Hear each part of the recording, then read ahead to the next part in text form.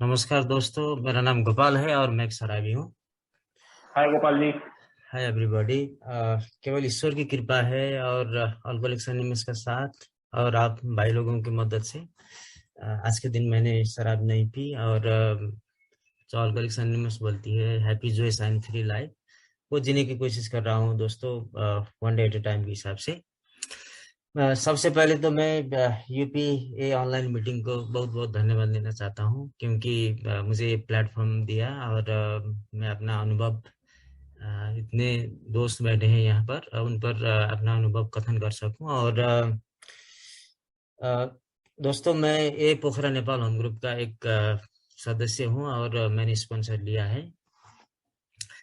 अ, मैं टॉपिक तो बहुत कॉम्प्लिकेटेड है। मैं ऐसा स्पीकर नहीं हूँ कि इस टॉपिक पे मैं अपना जस्टिफाई कर सकूं। फिर भी मैं 5 से 10 मिनट तक मैं कैसे अल्कोहलिक्स एनोनिमस का मैसेज मिला और मैं कैसे ए में आया और अब तक मैंने अल्कोहलिक्स एनोनिमस को क्या समझ रहा हूँ और मैं वन डे एट टाइम के हिसाब से मैं अल्कोहलिक्स एनोनिमस के जो बताए गए जो अ, मार्गदर्शन है उसमें मैं कैसे चल रहा हूँ वो बताने की कोशिश करूंगा। दोस्तों, मैं एक नेपाल के एक गांव में पैदा हुआ था और मेरे पिताजी इंडियन आर्मी में काम करते थे और मेरी 3 बड़ी बहन थी और मैं सबसे छोटा था। और वो गांव में मैं तीसरी कक्षा तक मैंने गांव में पढ़ा और मेरी बड़ी बहन की घर यहाँ पर सिटी में जहाँ मैं अभी रह रहा हूँ वहाँ था। और एक ही बेटा होने के नाते माँ और मेरे पिताजी और बहन लोग भी यही चाहते थे कि छोटे बहुत अच्छा बने, नाम कमाए। ऐसा करके उन लोगों ने ये सोचा कि इसको शहर जाए, दीदी के घर, बड़ी दीदी के घर, और वहां पर पढ़ लेकर कोई बड़ा आदमी बन जाए। वही डिसीजन माँ और बड़ी बहन ने किया और मैं सिटी में आ गया।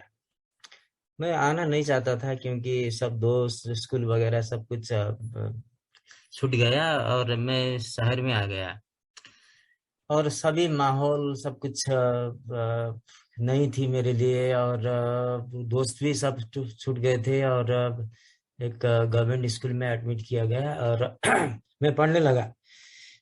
और दीदी के घर में भी बहन के घर में भी उतना फाइनेंशियली स्ट्रांग नहीं थे वो लोग और सुबह शाम मुझे भी काम करना पड़ता था और ऐसा ही पढ़ के मैं गया और दिल अच्छा नहीं लगता था सिटी में। और तो स्टैंडर्ड फोर में मैं आया और दोस्त भी ज्यादा कोई कुछ बना नहीं थे और ऐसा ही जाता था और आता था। और मैं स्टैंडर्ड फोर में मैं फर्स्ट हो गया, क्लास में ही नहीं, होल स्कूल में ही फर्स्ट हो गया। तो कोई लोग मुझे पहचानने लगे, अरे ये कहाँ से आए, गवार ये तो बहुत अच्छी तरह पढ़ाई करता है, ऐसा ऐसा करके।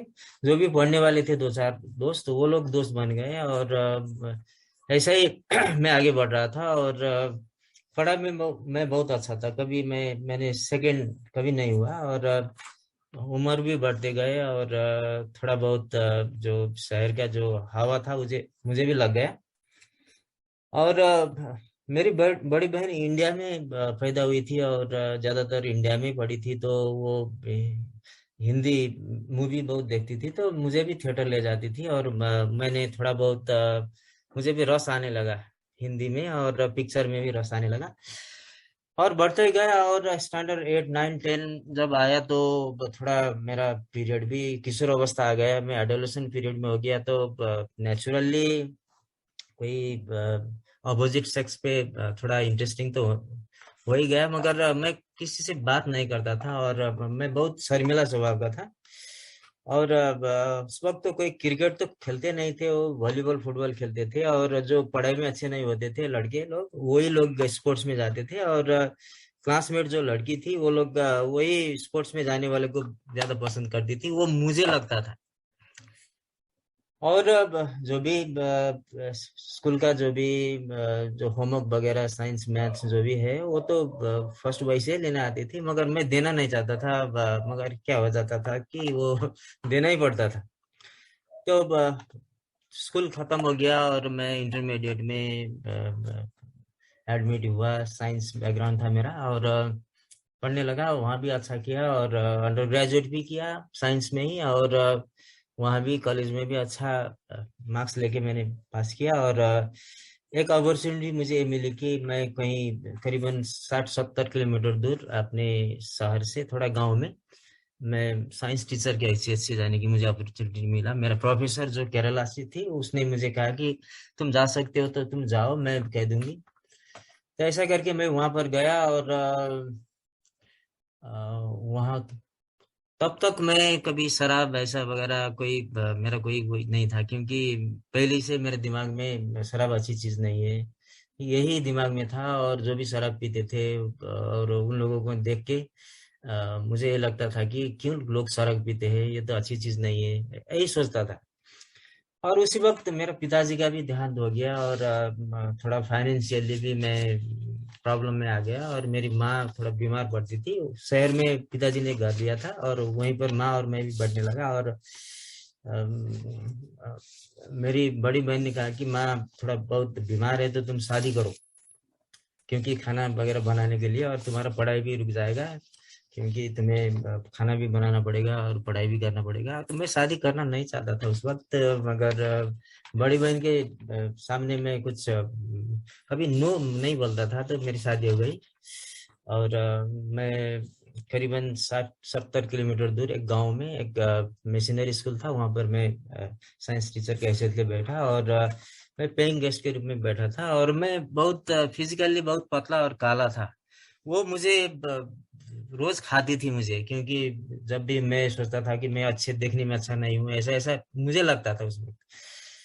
तो जब खाना खाना गया था, वो एक वो भाभी जी खाना बनाती थी, वो उसका हस्बैंड वो कॉर्नर में बैठ के जो देसी दारू पीता था, लोकली मेड होता है नेपाल में यहाँ पे।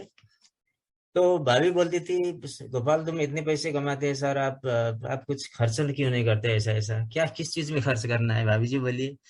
तो आप पतले हैं तो अगर मोटा बनना है तो आप कुछ बियर पीजिए और कोई फिंगर चिप्स फ्रेंच फ्राई वगैरह पीजिए, तो आप मोटा हो जाएंगे। तो मेरे अंदर कुछ था ऐसा चीज कि मैं भी थोड़ा बहुत मोटा हो जाऊं और देखने में अच्छा लगूं। तो मैंने उसको कहा कि सचमुच बियर पीने से मैं मोटा हो जाऊंगा क्या? उसने बोला हाँ, बोली कि हाँ हो जाओगे। तो एक मेरा दोस्त भी था वहीं पर टीचिंग करते थे, वो भी बहुत पतले थे और हम दोनों ने डिसाइड किया कि चलो भाई एक बोतल बियर लेते हैं और थोड़ा बहुत फिंगर चिप्स वगैरह लेते हैं, देखते हैं क्या है। और जब मैंने बियर खोल के पिया तो टेस्ट अच्छा नहीं था, बीटर लगा मुझे, कड़वी लगी। मगर क्या हुआ कि जब पिया तो कुछ मैं शर्मिला स्वभाव का था, कुछ बोलता नहीं था, तो मैं बोलने लगा और वो भाभी जी से भी थोड़ा बहुत मजाक करने लगा। और जो शराब के प्रति जो मेरा नेगेटिव एटीट्यूड था, ये अच्छी चीज नहीं है, वो तो मुझे लगा ही नहीं। अरे भाई मैंने तो बहुत मिस कर लिया, इतने साल तक मैंने शराब नहीं पी, ये तो बहुत अच्छी चीज है। एक पॉजिटिव एटीट्यूड आ गया शराब के ऊपर। और एक साल तक मैं वहीं बैठा था और एक बोतल से कब 2 बोतल हो गया, 4 बोतल हो गया, पता ही नहीं चला। और मैं फर्दर स्टडी के लिए मैं काठमांडू गया और वहां पर मैंने मास्टर्स किया। और इस वक्त मैंने नहीं किया था, मैं रिलीजियस और जो बुक है वैसे ही से पढ़ता था, पढ़ने का बहुत शौक था मुझे। और जो भी बुक मिले वो पढ़ता था। और मास्टर्स करके मुझे अपॉर्चुनिटी मिला गवर्नमेंट सर्विस में और ऑफिसर के हैसियत से मैं अपने सिटी में आया। तो दोस्तों 2005 में मुझे और एक अपॉर्चुनिटी मिला फॉरेन, बाहर जाने के लिए, फर्दर स्टडी के लिए। और मैं बाहर गया और ऐसे देश में गया कि वहाँ पर पानी से ज्यादा सस्ती शराब थी। और 5 साल तक मैं 2010 तक वहाँ पर रहा। और रिसर्च का प्रेशर था, सब कुछ था, साइंस का स्टूडेंट था और सब लोग पीते थे, तो मैं भी तो ऑड मैन आउट बनना नहीं चाहता था। तो वहाँ मेरा शराब प्रोग्रेस हुआ। और 2010 में जब मैं नेपाल आया तो मैं फुल फुल ब्लोन अल्कोहलिक बन के आया था। मैं मुझे पता नहीं था कि ऐसा प्रोग्रेसिव ऐसा ऐसा होता है, वैसा होता है। और फिर मैं 2014 टू 17 तक फिर मैं बाहर यूनिवर्सिटी में गया पढ़ाने के लिए। और वहाँ पर मैं 17 में जब आया तो सब कुछ खत्म हो चुका था मेरा, क्योंकि बहुत साल थोड़ा बहुत पीने वाला ऐसा बन गया था कि मुझे जब मैं उठता था सुबह तो नॉर्मल काम करने के लिए भी मुझे शराब लगती थी। और अपनी जो वर्क प्लेस थे उसमें भी मैंने छुट्टी लेने लगा, और ऐसे ही करके मेरा चल रहा था। और एक मेरा भांजा है, वो मेडिकल डॉक्टर है, तो उसने आइडेंटिफाई किया कि मामा में कुछ प्रॉब्लम है मेरे वाइफ से, उसने बोला। और उन लोगों ने मुझे ये कन्विंस किया कि आप कुछ मेडिटेशन वगैरह करने के लिए कहीं जाइए और कोई सेंटर में जा सकते हैं, रिहैब सेंटर में। और मैं गया, और वहां पर मुझे थोड़ा बहुत, ज्यादा तो नहीं मैं बोलना चाहता हूँ, मैं थोड़ा बहुत आइडेंटिफाई हुआ कि हाँ भाई, मुझे थोड़ा तो प्रॉब्लम है ही। मुझे ऐसा नहीं लगता था कि मैं शराब में प्रॉब्लम थी। मैं यही सोचता था कि स्ट्रक्चरली मैं बहुत पतला हूँ, तो ज्यादा मोटा नहीं हूँ, तो मेरा बॉडी थोड़ा ऐसे ही वीक है, इसलिए शराब मुझे हजम नहीं होती, वही सोचता था मैं। और एक्स्ट्रा मेडिसिन भी लेने लगा, कैसे स्टेमिना बढ़ाए, ऐसा ऐसा करके मैं ऐसे ही भाग रहा था। तो 2018 में सेंटर में गया, और ज्यादा दिन बैठा नहीं, और वहां से कोई अल्कोहलिक्स एनोनिमस का कोई होम ग्रुप तो मेरा सिटी में कोई था ही नहीं। तो वहाँ के जो काउंसलर ने मुझे बोला कि एक ऐसा फेलोशिप होता है, वहां अगर जाएंगे तो आपकी शराब रुक सकती है। तो दूसरे फेलोशिप में मुझे भेज दिया, और मैं करीबन 10-15 मीटिंग तक गया था मैं। मगर वही तो था, हम बोलते हैं ना, ये तो this is the disease of self justification, this is the disease of denial. मैं अपने आप को जस्टिफाई करने लगा कि अरे मैं कहाँ आ गया यार, ये जगह तो मेरा है ही नहीं। क्योंकि कोई बोल रहा था मेरा पढ़ाई छूट गया, कोई बोल रहा था बीवी ने छोड़ के चली गई, कोई बोल रहा था वर्क प्लेस से मैं निकाल गया, ऐसा ऐसा बोल रहा था। मेरा तो कुछ हुआ ही नहीं था, क्योंकि मैं पढ़ा लिखा था, सब कुछ जो डिग्री मिलती है वो सब कुछ कंप्लीट कर चुका था मैं। और जॉब भी मेरा बहुत अच्छी थी, और घर भी था, बीवी भी छोड़ के नहीं गई थी। तो मैं डिफरेंसेस देखने लगा वहां पर, अरे ये जगह मेरे लिए ठीक नहीं है, क्योंकि मैं अपने आप को जस्टिफाई करने लगा कि मैं तो कहाँ की शराबी हूँ।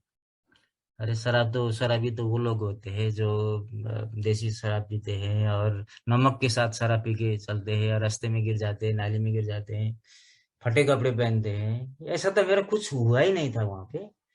तो मैं अपने आप को जस्टिफाई करने लगा कि ये मेरा जगह ठीक नहीं है। तो मैंने वो फेलोशिप में जाना ही बंद कर दिया, और करीबन 5 5.5 महीने तक मैं ड्राई ड्रंक स्टेज में था मैं उस वक्त। और एक दिन मैंने सिटी में, जब मॉल के बाजू में मैंने अपना गाड़ी पार्क किया, और करीबन 5.5 महीने के बाद मुझे मेरे दिमाग में एक थॉट आ गया कि अरे बेबी भी नहीं है अभी, वो तो 5 बजे घर आ जाएगी, अभी तो सिर्फ 1 बजा है, क्यों ना एक दो पेग मार लें आज। ऐसा थॉट आ गया, और दिमाग में ये भी आया कि मैं अली ऐसे अच्छा अच्छा शराब पीता हूँ, क्योंकि वो उससे कोई प्रॉब्लम नहीं होगी, और 1 बज गया, 2-3 बजे तो घर पहुंच जाऊंगा, और ब्रश वगैरह करके फ्रेश होके मैं घर में बैठूंगा, बीबी को पता ही नहीं चलेगा। ऐसा सोच के मैं एक बार में गया और एक पेग लिया, और सच में दोस्तों इतना अच्छा लगा मुझे ये शराब। क्योंकि करीबन 5.5 महीने में फिजिकली तो थोड़ा मेरा रिपेयर हो गया था, तो क्यों ना एक से तो कुछ हुआ ही नहीं, तो क्यों ना एक और हो जाए। तो मैंने दूसरा भी मंगा लिया, और उसके बाद मेरे दिमाग में थॉट आया कि एक दोस्त है यार बेवड़ा, उससे कॉल करते हैं। तो मैंने उससे कॉल किया, तो वो घर में था। और घर में था तो उसने बोला कि मुझे तो घर से बाहर निकलने ही नहीं देते, अगर आप कॉल करेंगे तो मुझे थोड़ा बाहर आने में कुछ परेशानी नहीं होगी, ऐसा बोला। और मैंने कॉल किया, और उस भाभी जी से भी कॉल किया कि मैं तो शराब नहीं पीता भाभी जी, मैं आप उसको ले जाता हूँ और थोड़ा घूम के आते हैं। ऐसा करके 2 पेग मार के मैंने गाड़ी स्टार्ट करके उसके घर के बाजू में गया, और एक हिल स्टेशन में गए हम लोग।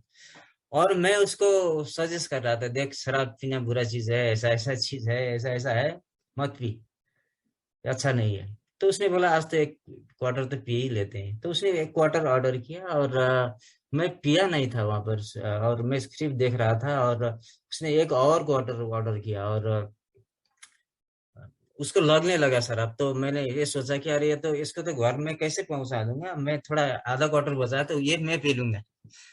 तो दोस्तों मैंने वो आधा क्वार्टर तो पिया था, तब तक तो मुझे पता था, उसके बाद मुझे पता नहीं मैंने कितना क्वार्टर ऑर्डर किया, और कैसे गाड़ी को निकाला, कैसे वो हिल स्टेशन से नीचे आया।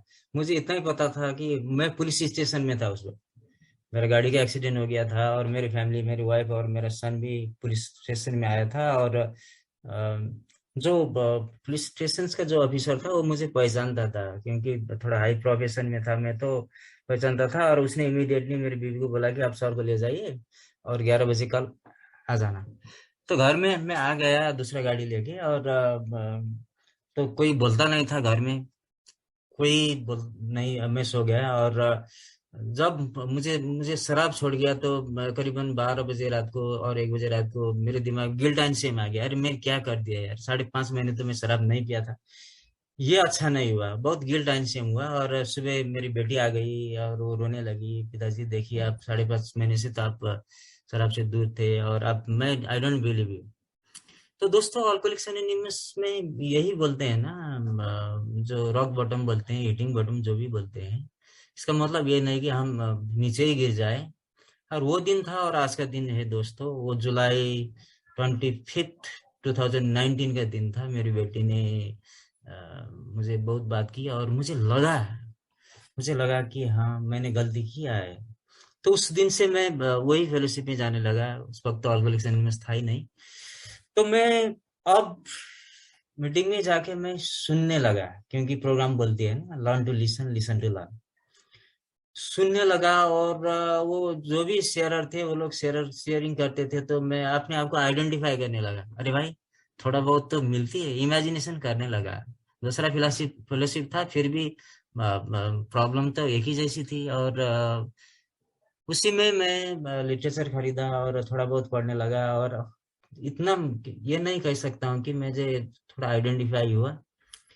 और उसी फेलोशिप में भी बहुत शराबी, सिर्फ शराब पीने वाले दोस्त थे, तो वो हम लोग जुड़ने लगे। और हम लोगों ने ये सोचा कि क्यों ना अल्कोहलिक्स एनोनिमस से कोई मीटिंग हो जाए अपनी सिटी में। तो भगवान की कृपा हुई दोस्तों, 2012 में अल्कोहलिक्स एनोनिमस पोखरा नेपाल होम ग्रुप बन गया और हम लोग इसी पे सर्विस करने लगे। और मैं ए फेलोशिप में आ गया। तो जब मैंने बिग बुक मंगवाया और जो 12/12 और लिविंग सोबर और जो भी पम्पलेट्स थे, पहले से मुझे पढ़ने की शौक थी। और जो भी मेंबर मेरे से भी पहले आए थे, हम लोग अब ए वे से ही अपने आप को आइडेंटिफाई करने लगा। और अल्कोहलिक एनोनिमस में आके पहला तो मुझे ये पता चला कि अरे भाई, मैं तो डिजीज पर्सन हूँ। पहले तो मेरे दिमाग में यही था कि अगर मैं किसी भी तरह से मैं अल्कोहल को मैनेज करूं तो अब सब कुछ तो मेरा ठीक है। अपना जॉब भी है, पढ़ा लिखा हूँ, बीवी भी छोड़ के नहीं गई है, बच्चे भी अच्छी अच्छी यूनिवर्सिटी में पढ़ रहे हैं, कोई प्रॉब्लम है, दिक्कत नहीं है। मगर यहाँ लोग बोलते हैं कि मेरा स्पॉन्सर भी बार बार बोलते हैं, अल्कोहल इज नॉट अल्कोहलिज्म। शराब तो एक सिम्टम्स थी, ऐसा ही बुक में भी लिखा है। और जब हम डॉक्टर्स ओपिनियन पढ़ते हैं तो the body of alcoholic is as normal as is mind. ये पॉइंट मुझे बहुत अच्छा लगा। और हम लोग का अपना लाइफ मेल एडजस्टेड लाइफ लिखा है उसमें। और सचमुच वही लगा था, क्योंकि मेरे पास सब कुछ था, पैसे भी था, एजुकेशन था, जॉब था, मगर मैं जीना नहीं जानता था उस वक्त। तो मैं बार बार शराब क्यों पीता था, वो आइडेंटिफाई मुझे थोड़ा बहुत होने लगा है। क्योंकि मैं अपने आप को डिफरेंस देखता था। I always compared other person with me.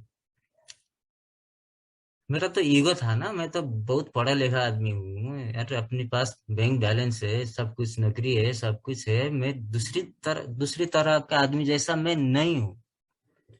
वो पीछे वो चीज मेरे को बहुत पीछा किया, बहुत बहुत टाइम तक वही पीछा किया। और जब मीटिंग में आया तो लोग बोलते थे स्पॉन्सर लेना है, स्टेप्स करना है, ये बोलते थे। अरे को जब शेयरिंग करते थे तो entirely by the grace of God, भगवान की कृपा से, ईश्वर की कृपा से बोलते थे। और मैंने बहुत लोग को बोला, ये बोलना जरूरी है क्या, ईश्वर की कृपा से ऐसा ऐसा, गॉड गॉड क्या बोलते हैं यार लोग। मैं शराब की प्रॉब्लम लेकर आया हूँ, गॉड गॉड क्या है ऐसा ऐसा। मुझे पहले ऐसा लगा था। और मैं तो अपने आप को तो बहुत चतुर चालाक समझता हूँ ना। मैं तो दूसरी का तो कोई सुनने का कोई गुंजाइश ही नहीं था। मैं तो अपने आप को बहुत समझता था। तो जब मैंने सुनना चालू किया और जब लोग शेयर करने लगा तो पता नहीं कब मैंने आना जाना मीटिंग में आना जाना करते करते मेरा शराब कैसे छूट गया खुद मुझे पता ही नहीं चला। बहुत अच्छी स्लोगन दे दिया मुझे यहाँ पे, one day at a time keep coming back. क्योंकि मैं पहले तो यही सोचता था कि मैं हाँ न्यू ईयर में पीऊंगा उसके बाद नहीं पीऊंगा, दशहरा में पीऊंगा उसके बाद नहीं पीऊंगा, होली में पीऊंगा उसके बाद नहीं पीऊंगा। मगर यहाँ बहुत अच्छा उल्टा मुझे जो तरीका बताया, अरे भाई तुम आज मत पियो, कल साथ में बैठ के पियेंगे। अगर उन लोगों ने मुझे ये शेरर ने मुझे ये बताया होगा कि अब तुम लाइफ में कभी भी शराब नहीं पियोगे तो मैं मीटिंग छोड़ के ही भाग जाता था। क्योंकि मेरे सबकॉन्शियस माइंड में शराब तो अभी भी बैठी है और सबसे प्यारा चीज मुझे शराब ही है। अगर कोई कहे कि तुम बीवी छोड़ना चाहते हो या शराब, तो मैं बिना टाइम लेते हुए मैं कहता हूँ कि मैं बीवी को छोड़ दूंगा, शराब को नहीं। मगर ऐसा मिराकल क्या हुआ मीटिंग में और लिटरेचर पढ़ने में, और जो शेयर पहले आए थे उन लोगों की शेयरिंग सुन के मुझे क्या मिराकल हो गया कि दोस्तों, one day at a time के हिसाब से बहुत समय हो गया, मेरा तो शराब तो छूट गया। अजीब हुआ। ऐसा मिराकल मैंने कभी नहीं देखा था, क्योंकि मैं साइकेट्रिक पार्ट्स पे गया था और जो भी बीबी भी बहुत दिखाने के लिए जाती थी, क्या होता है क्या होता है, इतने साल के बाद आपका पति अच्छा हो जाएगा, ऐसा ऐसा करके उन लोग सेटिस्फाई करके बैठ रहे थे। आप अब एक साल के बाद आप अच्छे हो जाएंगे, बीबी उसी मंत्र रटा कर बैठी रही थी। तो जब मैंने पढ़ने का शौक था तो मैंने बिग बुक पलटाया उसे, उसमें देखा और पहले तो मुझे आइडेंटिफाई हुआ कि मैं नॉर्मल शराब पीने वाला जैसा नहीं हूँ। यहीं पर बोलते हैं ना, हर शराब पीने वाले शराबी नहीं होते। क्योंकि दो चीज मेरे साथ होती थी। क्योंकि मैंने बहुत बार मैंने शराब छोड़ने की कोशिश की थी, कभी 5 दिन, कभी 10 दिन, कभी 1 महीने, कभी 2 महीने, वो तो मैं गिनता था, अरे 1 महीना हो गया यार, अब तो पीना ही है। वो पीने के लिए मैं दिन गिनता था। यहाँ पर अच्छी तरह से बताया कि तुम शराब ईमानदार पूर्वक छोड़ना चाहते हो मगर छोड़ नहीं सके। सही बात है मेरे लिए। और जब तुम शराब पीना बैठते हो तो शराब पर तुम्हारा कोई कंट्रोल नहीं होता, वो भी सही है। क्योंकि मैं पहले तो सिर्फ 2 पैग पीकर ही घर आऊंगा और टीवी वगैरह क्रिकेट देखूंगा और खाना खा के सो जाऊंगा, वही माइंड लेके मैं जाता था शराब पीने के लिए, मगर कभी हुआ ही नहीं। क्योंकि यहाँ आकर मुझे ये बताया गया कि तुम्हें 3 फोल्ड डिजीज है। पहला तो मेंटल ऑब्सेशन, जो मानसिक आकर्षण बोलते हैं। अगर मेरा दिमाग ये चाहे कि अगर मुझे शराब पीने की इच्छा हुई तो कोई भी मानवीय शक्ति वो वो मुझे रोक नहीं सकती। वही था, वही हुआ था। क्योंकि एक बार मेरी बेटी जो कॉलेज में थी और उसका जो बस वगैरह कुछ स्ट्राइक हो गया, और उसने मेरे दिमाग में यही था कि मैं ऑफिस से 5 बजे निकलूंगा, उसके बाद दो दो ग्लास पीऊंगा और उसके बाद घर जाऊंगा, कुछ लेकर ही जाऊंगा, क्योंकि ब्लैकआउट तो मेरा कॉमन हो गया था, तो घर में ही जाके पीऊंगा छुपा छुपा के। यही सोच के करीबन 4:30 बज गया था, मेरी बेटी का कॉल आ गया। उसने बोला कि पिताजी देखिए स्ट्राइक हो गया है, आप मुझे लेने के लिए आ जाइए। तो मैंने तो ये सोचा कि अरे, पर मेरा स्केड्यूल तो अब बिगड़ गया, क्योंकि मैं तो 5 बजे तो यहाँ से जाके मैं तो शराब पीने वाला था। तो मैंने बेटी को ये कह दिया कि बेटी मैं थोड़ा बिजी हूँ, मैं लेना जरूर आऊंगा, मगर 10 15 20 मिनट से तो तुम वहीं पर ठहर जाओ। और मैंने क्या किया कि दोस्तों, करीबन 4:45 में ऑफिस से निकल गया और 2 पैग किया और बेटी को लेने के लिए मैं गया। तो ये पागलपन अभी आके मुझे पता चलता है कि मैं कितना शराब के आगे मैं कितना ऑब्सेस था। इसे मेंटल ऑब्सेशन बोलते हैं। जब मैं शराब पीने बैठता हूँ तो कभी मैनेज नहीं होता, 2 से 3, 3 से 4, मैं कैसे घर आया, पॉकेट में कितने पैसे थे, मैं कितने कितने बार मैं कहाँ कहाँ बैठा, किससे बात किया, और मैं घर कैसे आ पहुंचा। देखिए भगवान की कृपा रही कि मैं कोई इतना बड़ा एक्सीडेंट भी नहीं हुआ। ये सब चीज मैं मीटिंग में जाके शेयरिंग सुन सुन के मुझे आइडेंटिफाई हुआ कि हाँ भाई, मुझे प्रॉब्लम है और मुझे डिजीज ऑफ अल्कोहलिज्म है। और बहुत शेरर बोलते थे कि शराब छोड़ना तो पहले ही जस्ट स्टार्टिंग है, उसके बाद तुम्हारा असलियत, तुम्हारा रिकवरी तो वहीं से चालू होगा। पहले शराब छोड़ो 1 डे एट ए टाइम के हिसाब से, उसके बाद रिकवरी जर्नी तुम्हारी स्टार्ट होगी। और मेंटल ऑब्सेशन मुझे आइडेंटिफाई हुआ, वो बहुत बार हुआ था मेरा। और फिजिकल एलर्जी तो बहुत बार हुआ था, क्योंकि मैं ब्लैकआउट, बिना ब्लैकआउट तो अंतिम दिन में तो मैं कभी घर आया ही नहीं था। पर यहाँ पर आके शेरर ने बता दिया कि तुम भावनात्मक रूप से सिर्फ कमजोर नहीं हो, तुम भावनात्मक रूप से तुम डिजीज, तुम you have a disease of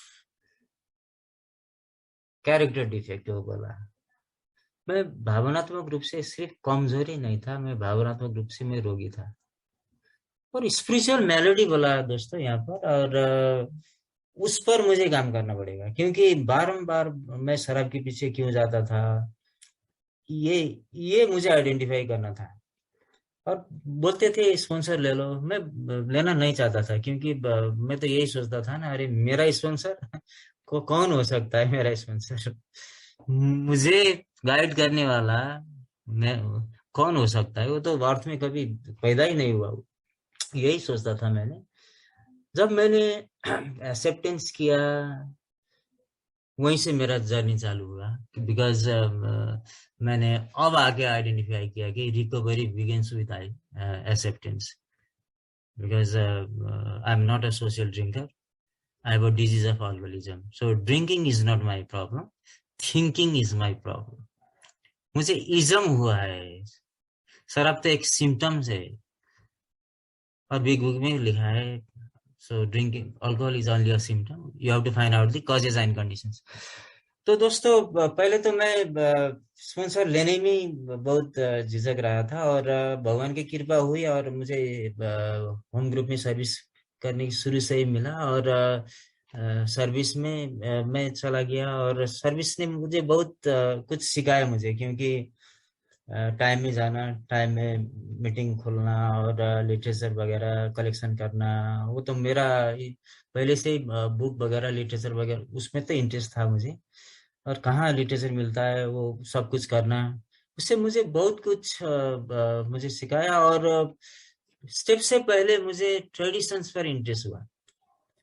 और ट्रेडिशंस भी थोड़ा बहुत पहले तो थियोरेटिकली सीखने लगा। और भगवान की कृपा हुई, मुझे ट्रेडिशंस का स्पॉन्सर भी मिला, उनका ऑडियो क्लिप्स भी सुनने लगा। और जो भी प्रॉब्लम छोटी छोटी होती थी, 1 to 1 करके ट्रेडिशंस भी लिया। और उन्होंने अच्छी तरह से बताया कि अगर तुम स्टेप्स अच्छी तरह से नहीं करोगे तो ट्रेडिशंस तो नहीं होगा है, क्योंकि वही बोलते हैं ना, जिसकी स्टेप्स अच्छी होती है उसका ट्रेडिशंस भी अच्छी होते हैं, वो अच्छी तरह से ट्रेडिशंस फॉलो करते हैं। तो मैंने स्वीकार किया कि शराब के आगे मैं शक्तिहीन हूँ, क्योंकि मैं ईमानदार पूर्वक शराब छोड़ना चाहता था, छोड़ नहीं सकता। और जब भी शराब पीने बैठता था, शराब पर मेरा कोई कंट्रोल नहीं होता था। तो मैं क्रोनिक अल्कोहलिक हूँ, वो मैंने एक्सेप्ट किया। और मेरा रिकवरी जर्नी, और जो भी भाई, मेरा अनुभव ये कहता है कि जब तक हम एक्सेप्टेंस नहीं करेंगे, आना जाना तो लगा ही रहेगा। क्योंकि हम तो सेल्फ जस्टिफिकेशन वाले हैं ना, मैं अच्छा हूँ, मैं दूसरे की तरह नहीं हूँ, मैं कंट्रोल ड्रिंकिंग कर सकता हूँ। ऐसा ऐसा ही करके बहुत साल मैंने भी गुजारा दोस्तों। और जो भी नई भाई है यहाँ पर है, तो आप यहाँ ट्रायल एंड एरर का कोई यहाँ पर कोई गुंजाइश नहीं है। क्योंकि 87 ईयर्स, मोर देन 87 ईयर्स हो गया अल्कोहलिज्म एनोनिमस में। और बहुत वेरीफाइड है ये, कोई हमें ट्रायल एंड एरर करने के लिए यहाँ पर देखते हैं, मेरे लिए होता ही नहीं। ऐसा करके अगर कोई अंदर घुस गया तो मेरा अनुभव यही कहता है कि वो काम नहीं करेगा। और बहुत लोग यही बोलते हैं कि this is the programme of action, क्योंकि जो भी हम लोग यहाँ पर अनुभव सुनते हैं, जो भी स्पॉन्सर बताते हैं, और जो भी लिटरेचर बोलता है, उसको काम करना पड़ेगा हमको। और अल्कोहलिक्स एनोनिमस में आके पहले जो शराब से दूर होने के लिए मुझे बहुत कुछ जो स्लोगन दिए गए थे, वो भी मुझे बहुत अच्छी तरह से काम करने लगा। क्योंकि मैं स्लोगन को बहुत अच्छे तरह से देखता था। ये बोलते थे अल्टर एटीट्यूड बोलते थे, बहुत अच्छा लगा। क्योंकि अल्गोरिथम सन्निवेश बोलता है जो मेरा पुराना जो आइडिया है उसको क्विट करना है, new idea, new emotion, new attitude बोलते थे। उसका कुछ पता नहीं था, मगर अब मुझे पता चला कि हाँ भाई, one day at a time के हिसाब से मैंने ऐसे एडमिट किया कि मैं शराब के आगे शक्तिहीन हूँ, और मेरा जीवन अस्त व्यस्त हो गया। पहले तो मैं मानने के लिए तैयार नहीं था कि मैं कैसे, मेरा जीवन तो अस्त व्यस्त कहाँ हुआ है ऐसा। क्योंकि मैंने तो सुपरफिशियली देखता था और अपनी आंखों से देखता था दूसरे को, क्या मेरी बीवी को क्या प्रॉब्लम है, और मेरा क्या क्या फ्रंट खत्म हो गया है, बॉडी बहुत पतला हो गया था, सोसाइटी में जाना ही बंद हो गया था। जो भी फंक्शन आते थे उसमें तो मैं यही बोलता था कि मैं बिजी हूँ और ऐसा काम है, ऐसा काम है, बहुत कुछ। और मैंने जो अनमैनेजेबिलिटी के बारे में पहले स्टेप्स बोलते हैं ना, वो पहले तो मैंने स्वीकार नहीं किया था। मैं शराब के आगे तो सकती हूँ, वो तो मैं एडमिट करता हूँ। मैं ऐसे कहाँ के अनमैनेजेबिलिटी, मैं तो ठीक हूँ। मगर जब बिग बुक पढ़ना चालू किया और स्टेप्स ले लिया, स्पॉन्सर से देखा, तो बिग बुक में पेज नंबर 52 में बहुत अच्छी तरह से देखा है कि तुम्हारे क्या पर्सनल रिलेशनशिप ठीक है। अरे भाई, कहाँ का ठीक है? मैं तो करीबन 12 बजे 1 बजे आता था घर में। बीवी कैसी बैठी होगी? और इस मेरी बीवी तो वेजिटेरियन है वो। मैं शराब पी के मांस मछली खा के आता था, और कैसे आता था पता नहीं। कितना मैंने मेंटल टेंशन दिया होगा, अब आके मुझे याद आता है वो। और इमोशनली मैं सिक था, क्योंकि छोटी छोटी बातों से मैं खुश होता था, छोटी छोटी बातों से मुझे दुख होती थी। हाँ भाई, ये भी ठीक है। हाँ, डिप्रेशन हो गया था। कभी कभी मैं ये सोचता था कि मैं गाड़ी में जो हमारा तो हिल स्टेशन से जो जो भी ब्रिज आता था, मैं ब्रिज को साइड देने की कोशिश करता था। सुसाइडल अटेम्प्ट मैंने बहुत बार किया, और भगवान की कृपा हुआ कि अभी मैं जिंदा हूँ और आपके सामने बोल रहा हूँ। और कैसे जीते लोग वो पता ही नहीं था, क्योंकि मैं तो कमरे में ही बैठता था, और ऐसा ही जीने के तरीका मुझे मालूम नहीं था। अरे बेकार जीवन यार, कुछ नहीं यार, इतना बड़ा, इतना लिखा, इतना करा, क्या है यार जीवन यार। इतना पैसे, इतना घर है, तो आप बीवी बच्चे बच्चे लोग सब हो जाएगा, सेट हो जाएगा, मैं तो मरूंगा। सो सुसाइडल थॉट बहुत आ गया था। और पहले तो शराब मजा देता था, और बाद में तो बॉडी चलाने के लिए, बॉडी को नॉर्मल कंडीशन में लाने के लिए शराब पीना पड़ता था। कोई टेस्ट नहीं आया, मैं हैप्पी नहीं था, और बहुत डर लगता था जो भी गेट खोलता था। और जो फाइनेंशियल मैटर में भी क्या होगा अगर मैं मर गया था, बच्चे लोग पढ़ते या नहीं अच्छी तरह से, बेटी की शादी कैसी होगी, कौन करेगा इसे शादी, अगर शादी होगी अच्छी तरह से, शादी नहीं हुआ और डिवोर्स हो गया तो। इतना दूर दूर तक मैं सोचता था और डरता रहता था। और किसी को हेल्प करने के तो काबिल ही नहीं था मैं, क्योंकि इतना झूठ वगैरह बोलता था।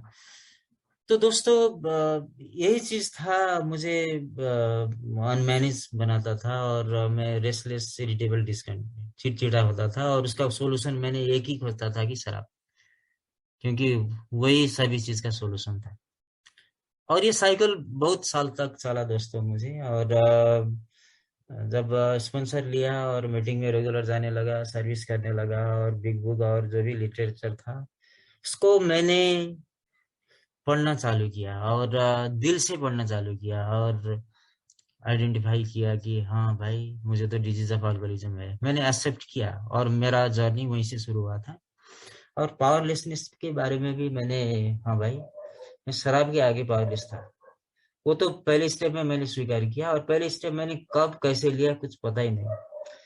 और जो भी हायर पावर बोलते थे, गॉड ऑफ माय अंडरस्टैंडिंग बोलते थे, उसमें मुझे डाउट था, क्योंकि मैं साइंस का स्टूडेंट था, और मैं तो जो देखा हूँ डायरेक्टली उसी में मैं बिलीव करता था। मगर जब मैंने डॉक्टर्स ओपिनियन पढ़ा, और जो एबी थैचर और विल डब्ल्यू के बीच में जो बात हुई थी, विल डब्ल्यू साहब ने बोला था, वो तो कोई, वो पता नहीं, वो एग्नोस्टिक था और एथिस्ट था, पता नहीं, मगर वो हायर पावर और जो जो गॉड गॉड आया तो वो भी एक्सेप्ट नहीं किया था हमारा को फाउंडर। और अभी थाजर साहब ने बहुत अच्छी तरह से वहां पर देखा, गॉड ऑफ आवर अंडरस्टैंडिंग। मैंने भी पहले तो यही सोचा था कि कोई एनर्जी होगा, क्योंकि इतना दिन तक मैंने शराब छोड़ा, तो यही हो, मीटिंग रूम में कोई एनर्जी होगी ना। क्योंकि डॉक्टर साइकेट्रिस्ट ने तो मेरा कोई शराब तो दूर नहीं किया, मेडिसिन बहुत लिया, कोई कुछ हुआ नहीं, कुछ तो है। मैंने दूसरा स्टेप मैंने कैसे लिया कि हम to believe that a power greater than ourself could restore us to sanity. मुझे बिलीव होने लगा और मुझे होप आने लगा कि हाँ, यहाँ पर कुछ तो है, कोई मिराकल यहाँ पर होता है ऐसा। क्योंकि जो ओल्ड टाइमर थे, इतना साल मैं शराब से दूर हूँ। पहले तो मैं ऐसे लगता था कि ऐसे ही कह दिया होगा, मीटिंग में जाते हैं और शराब पी के घर जाते होंगे, ऐसे ही सोचता था। मगर नहीं, क्योंकि this is the programme of honesty, और ऑनेस्टी, ओपन माइंडेडनेस, विलिंगनेस क्या है वो भी यहीं पर मैंने सीखा। और दूसरे स्टेप लेने में भी मुझे कोई किंतु परंतु नहीं लगा, क्योंकि हाँ भाई, कोई ना कोई तो एनर्जी है। और मैंने पहले तो मीटिंग को ही मैंने एनर्जी बना दिया था, हायर पावर। जो चॉइस ऑफ माई पावर था वो मीटिंग ही था। और पीछे पीछे इतना एक्सेप्टेंस, इतना सब कुछ हो गया। पहले जो सफरिंग में था और जब अभी हूं, तो बहुत चेंजेस मैंने देखा, तो मुझे बिलीव आ गया। जो पहले तो कंडीशनली होगा, मगर बाद में कब अनकंडीशनल हो गया मुझे पता ही नहीं चला। क्योंकि भाई, जब एक वर्ड लिखा वहां पर सैनिटी बोला, मैं तो शराब की छोड़ने के लिए आया था। क्या क्या है ये सैनिटी? ये तो पागलपन, इंसानिटी, सैनिटी, ऐसा ऐसा क्या है ये? तो जब मैंने अपने फ्लैशबैक में गया, तो मैं तो पागल ही था। क्योंकि नॉर्मल लोग तो, जो मैंने हरकत की थी, ऐसा हरकत तो नॉर्मल लोग तो करते ही नहीं। वो भी मैंने स्वीकार किया। और दोस्तों, उसके बाद जर्नी आगे चलने लगी। सो तीसरी स्टेप्स जो है, made a decision to turn our will and our lives over to the care of God as we understood it. ये तीसरा स्टेप्स मुझे लेने में बहुत दिक्कत हुई थी, क्योंकि सब कुछ मेरा समझदारी का भगवान में छोड़ना है, तो मेरे पास रहेगा क्या? क्योंकि मैं तो खुद रखने वाला हूँ ना, अपना बैंक बैलेंस किसी को देना तो कोई नहीं चाहता था। तो बहुत लॉकडाउन में भगवान की कृपा हुई, बहुत वर्चुअल मीटिंग में जाने लगा, और बहुत ओल्ड मेंबर को सुनने लगा। और मेरा स्पॉन्सर, वो भी बोलते हैं, उनका कोई सीनियर मेंबर बोल रहा था कि अरे भाई, तुम्हारे पास क्या बचा था? कौन सा फ्रंट बचा था तुम्हारा? शारीरिक बॉडी, फिजिकली तुम अच्छे नहीं थे, पारिवारिक रिलेशंस बिगड़ गया था, सामाजिक, आर्थिक, नैतिक, आध्यात्मिक, मानसिक, कौन सा फ्रंट बाकी था? तुम्हारे पास है क्या और क्या रखना चाहते हो? वो पॉइंट मुझे बहुत अच्छी लगी। और जो एक एग्जाम्पल दिया था वो भी अच्छा लगा, क्योंकि जब बच्चे रास्ते में अकेला ही चलता है तो भटक जाता है, गाड़ी वगैरह ऐसा ऐसा ऐसा आ जाता है, वो भटक जाता है। मगर माँ और बाप और कोई भी बड़े भाई उसको हाथ समात कर आगे बढ़ाते हैं, तो बच्चे में कोई परेशानी नहीं होती, क्योंकि जो भी सब हो जाएगा वो तो पिताजी संभालेंगे और माँ ही संभालेंगे, बड़े भाई संभालेंगे। तो ये एग्जाम्पल मुझे बहुत अच्छा लगा। और ठीक है, और मेरे पास है ही क्या? क्योंकि मैं तो मरने वाला था। अगर मैं इस प्रोग्राम नहीं मिला होगा, और कोई कुछ भी नहीं होगा, और भगवान की कृपा नहीं होती, तो मैं तो अभी तक तो पता नहीं मैं किस हालत में होगा, जिंदा होगा या नहीं। तो मैं कन्विंस हो गया कि हाँ भाई, अब मैं गाड़ी का जो स्टेयरिंग है ना, वो गॉड ऑफ माई अंडरस्टैंडिंग को दे दूंगा, और मैं सीट में आके बैठूंगा। क्योंकि अगर मैं लखनऊ से अगर मैं गोरखपुर आ रहा हूँ, तो ट्रेन किसने चलाया है वो तो मैं देखता नहीं ना। बस के ड्राइवर कौन है, कितना एक्सपीरियंस है, वो कितने सालों से ड्राइविंग कर रहा है, वो मैं देखता नहीं। मैं सीट में आके उसे बिलीव करता हूँ। वो बिलीव दोस्तों मुझे भी आया, और डिसीजन ले लिया। और वहीं से थर्ड स्टेप्स में मुझे लगा कि मैं अल्कोहल पर डिपेंडेंट था पहले सफरिंग में, तो अब मैं गॉड ऑफ माई अंडरस्टैंडिंग पे डिपेंडेंट होने लगा। वो चीज मुझे बहुत अच्छा लगा, क्योंकि मुझसे बड़ा कोई है। क्योंकि अगर मैं होल यूनिवर्स को देखूं, तो मैं कौन हूँ? मैं क्या हूँ? मैं तो कुछ भी नहीं। ये चीज मुझे एक्सेप्ट हो गया। और बहुत शेयरिंग भी सुना, जो गॉड को नहीं मानते, जो एथिस्ट है और एग्नोस्टिक जो भी है, वो लोग गॉड को गुड ऑर्डरली डायरेक्शंस बोलते हैं। अच्छा ठीक है, जब तक मुझे 100% बिलीव नहीं होता, मैं भी वही वही बोल देता हूँ। अब नहीं दोस्तों, क्योंकि कोई है, ऐसा पावर है जो मुझे अभी नहीं, जब मैं शराब पी रहा था, जब मैं पैदा हुआ, वहीं से मुझे पकड़ पकड़ कर, इनविजिबली पकड़ पकड़ कर मुझे आगे बढ़ा रहा था। और बहुत बार मुझे वार्निंग भी दिया था, मैंने वो सुना नहीं, मैं देखा नहीं कभी। तो भगवान की कृपा हुई दोस्तों, और मैं आ गया मीटिंग में। और ये हो गया कि ये मेरा जो पहले का जो सोच था, वो ज्यादा तो नहीं बोलता, मैं टोटली तो नहीं बोलता, मगर अब चेंज हो गया है। और डॉक्टर ओपिनियन में विलियम डिस और डॉक्टर साहब ने भी बोला ना, हम जैसे क्रोनिक ऑर्गल के लिए कोई साइकिक चेंज आवश्यक है। उसको आप जो भी बोल सकते हैं, हम लोग यहाँ पर स्पिरिचुअल स्पिरिचुअल वर्ड यूज करते हैं, स्पिरिचुअल प्रोग्राम बोलते हैं। और स्पिरिचुअल प्रोग्राम का मुझे, मेरे अर्थ में ये लगता है कि जो पहला चेंज था और अभी है, बहुत डिफरेंस है। और मेरा सोचने का तरीका और मेरा ढंग जो है वो चेंज हो गया है, और बहुत बेटर फील कर रहा हूँ। वो देखती नहीं बाहर किसी को, मेरा एक्टिविटी से तो देखती है, मगर ये फीलिंग्स करने का चीज है, स्पिरिचुअल जो भी है वो मैं अभी फीलिंग्स करता हूँ और बिलीव करता हूँ। और मुझे यही है कि अब किंतु परंतु कभी नहीं, एक्सेप्टेंस हो गया कि मैं सर आपके आगे शक्तिहीन हूँ। और थर्ड स्टेप में जब मैंने अपने आप को थोड़ा बहुत, मेरा मानसिक जो स्थिति था वो थोड़ा बहुत चेंज हो गया, तो मैं सिर्फ शराब के आगे शक्तिहीन नहीं हूँ, मैं तो सभी चीज पे शक्तिहीन हूँ। क्योंकि जो भी प्लेसेस है, जो भी पीपल है, जो भी सिचुएशन है, जो भी सर्कमस्टेंसेस है, उसके आगे भी मैं शक्तिहीन हूँ। और अगर उसको मैं लेकर आगे बढ़ूं तो मैं फिर रेस्टलेस, इरिटेबल, डिसकंटेंट हो सकता हूँ। तो सब मैं भगवान को छोड़ देता हूँ, क्योंकि कोरोना आ गया और उस वक्त बहुत क्रिटिकल सिचुएशन था जहाँ मैं काम करता था। वहाँ पर बहुत लोग को, मोर देन 100 को कोरोना हो गया, और वो सब मैनेज करने की रेस्पॉन्सिबिलिटी थी हमारे टीम को। और मैंने तो लेट गाड़ी ही कर दिया, लेट गो लेट गाड़ी ही कर दिया था, और जो भी होगा वो ऊपर वाले ही संभालेंगे। तो दोस्तों, ऐसा हुआ कि मोर देन 100 जो हमारा स्टाफ्स थे, वो लोग रिकवर हो गए, कोरोना नेगेटिव हो गया, पॉजिटिव से। और भगवान की कृपा यही हुई कि मुझे कोरोना नहीं हुआ। तो ये चमत्कार नहीं है तो क्या है दोस्तों। मेरा अनुभव यही है कि सबसे पहले तो बिलीव आना ही चाहिए, एडमिट करना ही चाहिए। क्योंकि जब हम एक्सेप्टेंस नहीं करते, रिकवरी, हमारा जर्नी स्टार्ट ही नहीं होता है। क्योंकि मैं भी पहले तो कंडीशनली एक्सेप्ट कर रहा था, अब नहीं। अब मेरा कोई दूसरा रास्ता नहीं है, और यही है मेरा लास्ट स्टेशन। यहाँ से कोई गाड़ी, ट्रेन आगे नहीं जाएगा।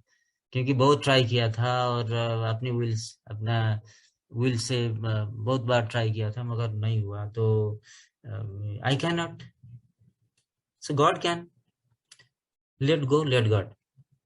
ये अब मेरे दिमाग में है। और प्रोग्राम तो एक्शन का ही है, तो मैं एक्शन के हिसाब से ही काम कर रहा हूँ। और जो भी टॉपिक दिए गए थे मुझे, एक्सेप्टेंस, और जो हायर पावर के बारे में बोला था, हायर पावर तो हम कोई भी मान सकते हैं, एक्स वाई जेड। क्योंकि हम मीटिंग में भी मान सकते हैं, मैंने तो पहले वही माना था।